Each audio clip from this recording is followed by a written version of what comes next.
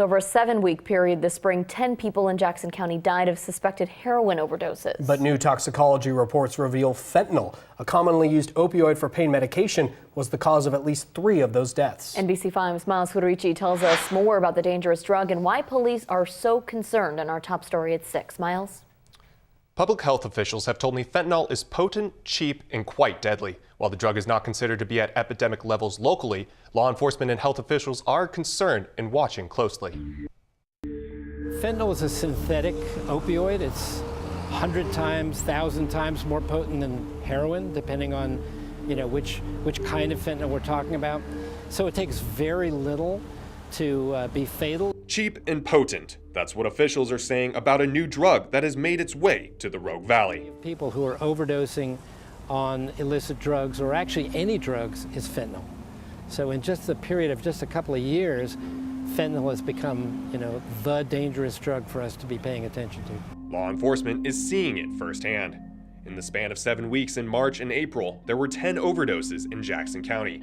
Medford police received the toxicology reports for 9 of them. 3 contained fentanyl-laced heroin. You don't know how powerful the product's going to be. There's obviously no type of checks and balances on any of these drug dealers, obviously. But when there's fentanyl involved, I think it's a real game changer. According to health officials, fentanyl has damaged many other communities. While it's relatively new to the Rogue Valley, law enforcement hopes they can prevent future overdoses. It's not an epidemic to this point. It just seems to be trickling in to our valley slowly.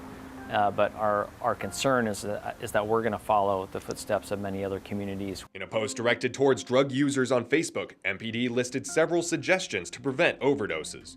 1. Know your tolerance level, or take things slow and test any new supply. Be careful when mixing drugs. Have an overdose plan and make sure you're with someone else.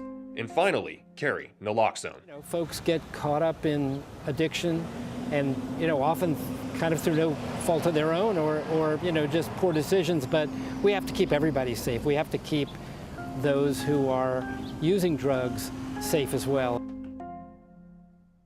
Police say they just hope no one else gets hurt. For those looking for assistance in treating their addiction, visit our website at KOBI-5.com.